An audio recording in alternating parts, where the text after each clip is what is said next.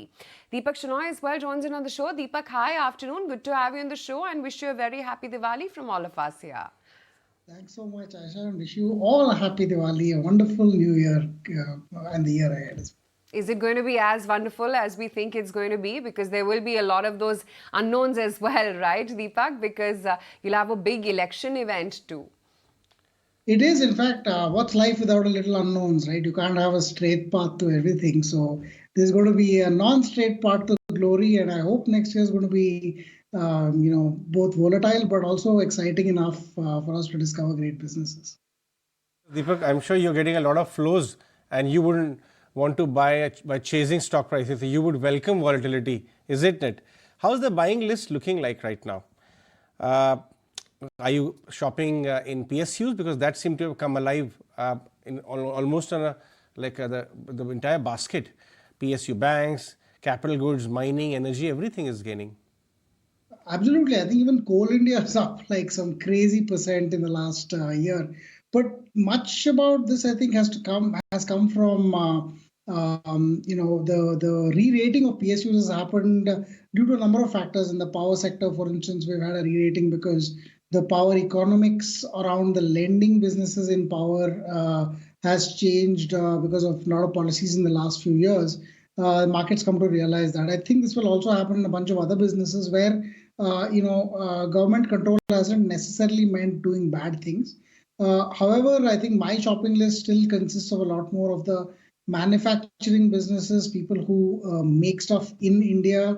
I think that's still going to get the maximum fillip, both from the PLI changes in the last year and also from relatively low tax rates plus import duties that have been imposed on imported goods in general, which is about 10%. But I believe this is going to be the maximum, import substitution through local manufacturing is going to be the biggest beneficiary. But then elections come, might change things. So we have to be watchful for any changes in policy. Beyond that, I would say, still quite excited about defense and railways. I think long way to go here. So still focusing on some of those products. Travel and tourism remains one of our focus areas. So some of the stocks we bought are in the tech sector in those areas. But then, I think overall, tourism will continue to do well. As you can see, I think this is holiday season. You can't find a place to go anywhere without paying what seems to be exorbitant rates. But, inflation adjusted over 10 years, it's not so much. So I think all these businesses will do well in the coming year. Right. In fact, since we're on the subject of PSUs, let's try and understand a lot better as to where is it that you find value and where are pockets of exuberance within PSUs as well. Big question mark on railways, defense, even to some degree the power sector as well. So let's hear it out from some of the experts. So I think power, what has happened, India's power demand will grow at a fairly decent pace, because adoption of ACs in India is only 5%, and as income levels grow, discretionary spends grow, air conditioning will consume lot of power, manufacturing will consume lot of power, economy is growing in any case. This electrification will consume significant amounts of power. So I think this is what I have been saying all along, that this sector was misunderstood. And see, the right to win in power sector is with companies that borrow at the cheapest rate. If there are 3 companies and all put up solar plants or all put up wind plants, the cost of panel, the land, everything is practically the same. The difference can come from cost of borrowing, because these are projects that are typically 70-80% funded through debt. So someone who borrows half, 1 or 2% cheaper is likely to be a winner. The ROEs will be higher. I think there's significant appreciation which has happened. I wouldn't basket it saying that it is all over. There will be individual companies. Maybe the pace of growth, pace of returns will be definitely not as good as it has happened in the. Let me give you some data. In the entire PSU basket, 3 years back, market cap was 14 lakh crores. 3 years later, the entire basket is 45 lakh crores. But there are individual companies within this basket. Of course, they have given like 500, 800, 1000%, 1500%, 200, 2000% returns. right? So I think, to say that the entire rally, and this is clearly the leader of this market. PSUs are clearly the leader of the market. I still feel that, PSU banks are quite compelling. They are still trading at, 4-5 times P, less than 1 time book value, if I have a 2-year perspective. How can they peak out when the earnings cycle is still so strong? See, some of the businesses are very good. Some of the companies are also very uniquely positioned, monopolistic condition. They have asset light. They have unique, IPRs with them, and government cannot do without them. And in that side, there's a lot of build-up like defense and all. I think there is a long-term trend to allocate more for this thing, build up defense. And these defense companies are monopolistic. Though they are public sector, so there is a little bit of challenge in terms of, but the well-run public sector is monopolistic, high return on capital and all. And their dividend policy is better than private sector. So I think you have an opportunity there. But now they are no more like 2 years back, the kind of valuation you had. वहाँ से काफ़ी ये होगा. So you have to be a little more careful which ones you are doing, where is the action. So you have to understand company-wise. Deepak, you spoke about travel and tourism industry and why it appears to be in a very good sweet spot for growth. Do you also own Indigo? And if yes, I'm confused why the stock is trading at 11 times forward, virtually a monopoly in the space with good growth. PLI, the load factors are not coming down, but still for 8,000 crore kind of profit making potential trades at 95,000 odd. Is it cheap or is it fully valued? Fair, I think this is one of those places where I don't like to invest. Whenever there is a profit pool in airlines, and this is probably worldwide, somebody comes and ruins the economics. Somebody will come as a new player, undercut prices, because the point is to fill planes. You have to fill them, otherwise you don't make a profit. And if somebody else comes in and undercuts planes, they just go on a war footing to compete, and then everybody loses money. This happens every 4 or 5 years, whether it was the Jet saga. After Jet, there was Indigo that started, and then there was a bunch of airlines that came. There was Kingfisher. There was almost a lot of these players have gone bust along the way. And they were all leaders and winners at some point in time. And I think, that's one of the reasons why, and right now, crude prices are benign. Whenever there's a jump in crude prices, you'll see Indigo start making losses. We've seen this in the past. I'm not saying this just because, I think it, but every time in the past when you've had a spike in crude prices, it almost directly affects the bottom line for Indigo. So given the volatility, I think the market prices them at a lower number. So the 8,000 crores you speak about can quickly become minus 2,000 crores in some quarter.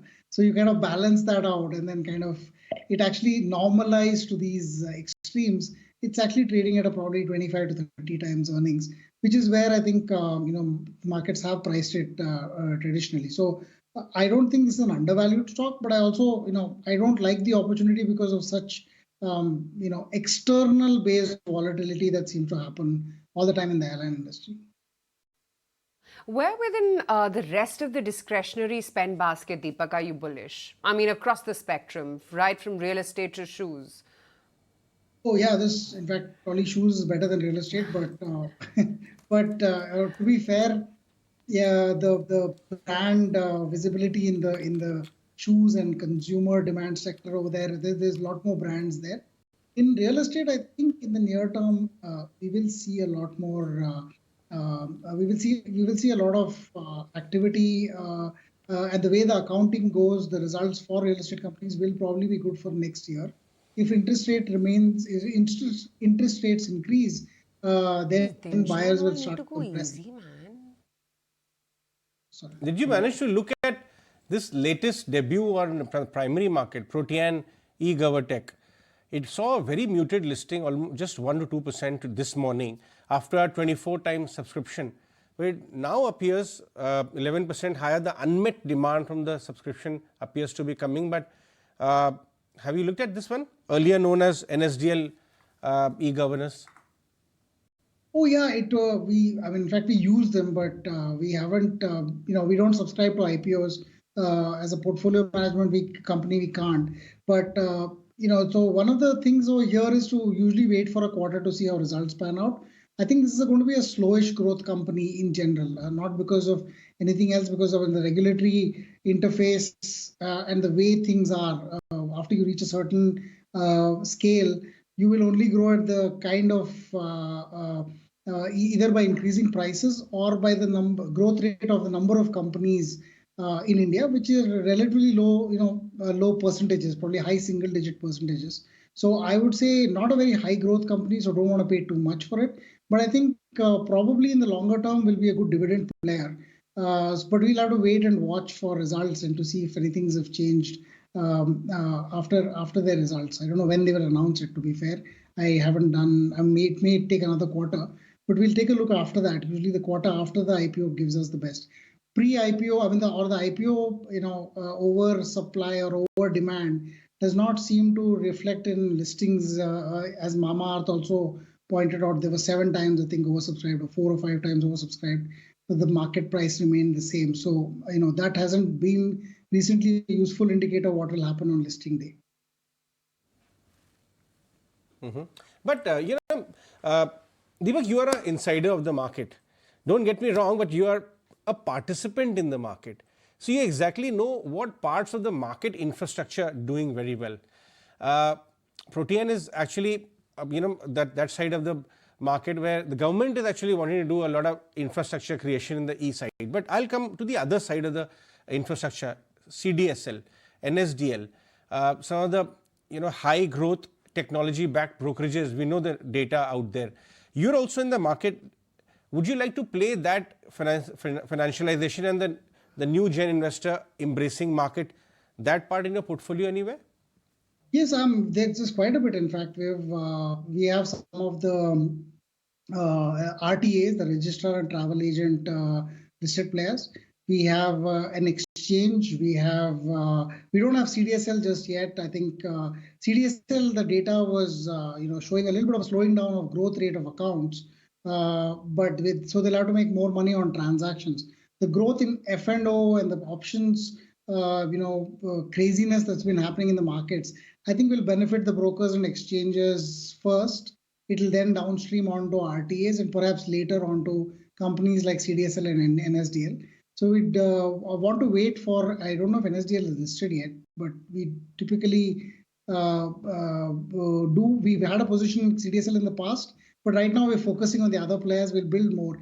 Market infrastructure is just going to be, huge going forward, given that everybody in the regulated space, whether it is SEBI, the government, or even RBI, wants more and more players and debt offerings also to be listed, and for exchanges to be the primary role for intermediating transactions. This is going to be a very, very solid thing for everyone in the field. Next 10 years, I think this field itself will grow 10x. So we should, we should participate. So we have a little bit of our foot in the door, not all of it. Okay, that's the, play coming in on, some of these market-linked stocks, if you want to generically call them that. Just looking at some of the losers as well today. And, Deepak, we've addressed this time and again as to how the grand old blue chips have completely, sort of eluded the market, the likes of HDFC Bank, the likes of Reliance. And you've been quite bullish in Reliance. Tell me, where do you actually see a big trigger coming in from Reliance? Or do you think Reliance is going to be one of those stories which is consolidated up until now, but if the market moves up, it's going to move Reliance along with it, instead of being the other way around? Yes, I mean, it's interesting that you say that. It's one of our largest positions, and honestly, not been such a great return in the last year or year and a half.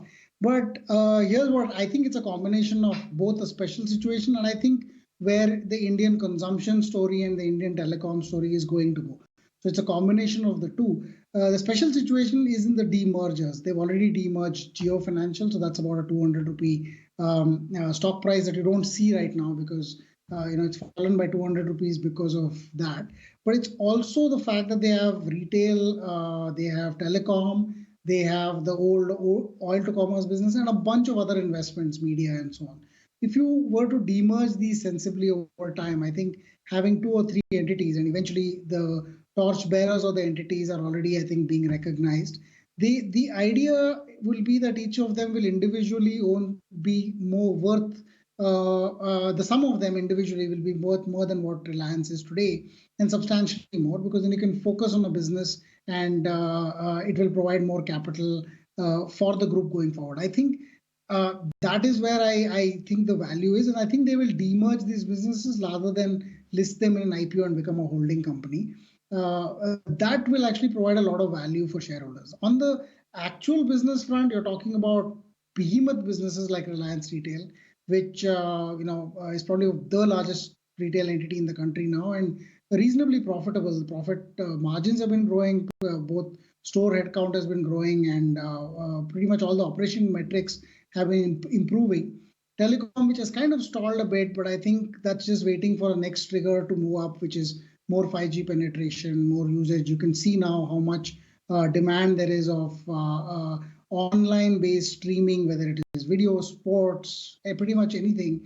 And then you've got the oil-to-consumer business, which is simply the largest petrochem business in India. So you still have a lot of petrochem usage, and I think that plus some of their green energy initiatives provides more impetus to both pretty much everyone in the energy cycle. I'm very biased because we're long it, but I think this is going to be a lot more valuable in the future. We just have to wait. I don't mind waiting a long time. We don't generally pick a stock only for a year, but a situation that can last 5 or 10 years, and we're comfortable holding until the situation reveals itself. Where do you think in the next 1 year, Deepak, the profit pool is going to get generated? Is it going to be more of the same as has been the case in the fag end of the last year? I mean, somewhat to somewhat that is.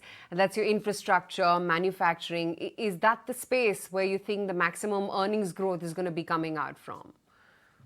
That's interesting. I think from a percentage perspective, that is true, because I think manufacturing businesses in general, if you see the leverage ratios in these businesses, they've been coming down substantially.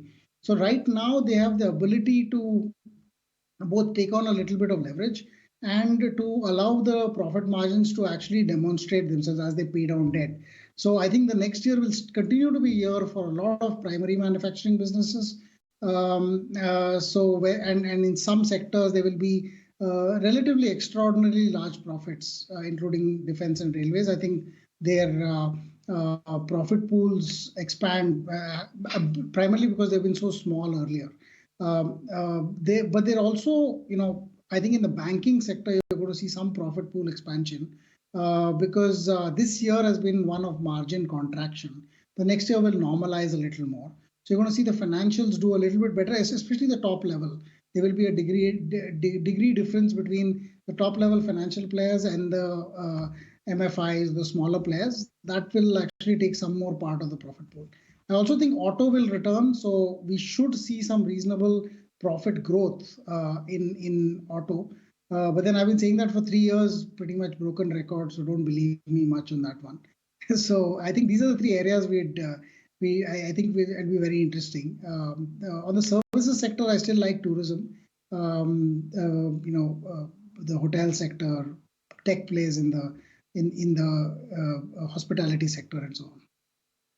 There's one company, I think, which provides technology purely for hotel sector and luxury hospitality. But let's move on and get some trading ideas, the BTST trading ideas, though tomorrow is a market holiday, but still.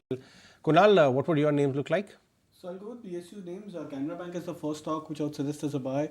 Stock breaking past above a bullish flag pattern. This seems to be a strong breakout candidate over the near term. Would suggest a buy with 440 as target. Stop loss at 390. And BHL is the other candidate, which is also confirmed a very smart kind of an inverted head and shoulder pattern on the daily chart. So would expect at least another 10% up move for the stock. 150 as a target. Stop loss at 130.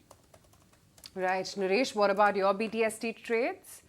So first is the buy on Federal Bank, a new 52-week high, fresh breakout, good momentum. Stop loss at 151 and a target price of 158. Second is a buy on Tata Power, breaking out above swing highs of the last couple of weeks. Stop loss at 256, target price of 264. Deepak, you were talking about financials, right? So current profit pool is the biggest contributor right now in corporate India.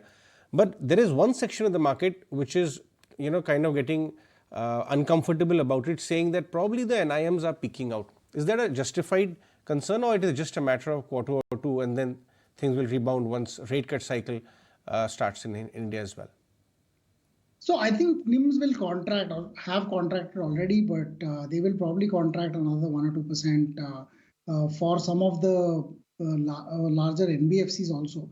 The spreads between government securities and NBFC borrowing yields are relatively low today. I think when interest rates start to go down, this spread will increase. So they will continue to pay relatively higher rates.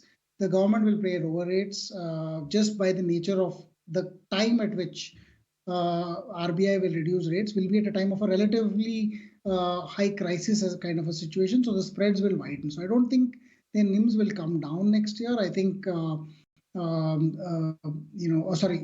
don't think the NIMS will go up next year. But I think as an absolute amount, they might end up making more profit simply because of market share and the lack of ability of the smaller participants to be able to raise capital at reasonable rates will push more money towards the larger NBFCs and to some of the banks as well. So while I say this, I mean, again, nobody knows what will happen. So if worldwide there's a crisis, then most of this analysis can kind of go for a toss, because at some rate capital outflow from India will be huge. And that's one of the reasons why financials haven't done well. The FIs are taking their money out, and FIs are mostly focused on the financials. So the big banks, most of the big banks, haven't done so well in the last year versus some of the other industrial players. So where more Indian domestic participation is happening. So I think that way the stock prices might see a different trajectory. Got that. Interesting. Deepak, great to have you in the show as always. We'll let you go on that note. Glad that you could take time out. Let's just revisit what the closing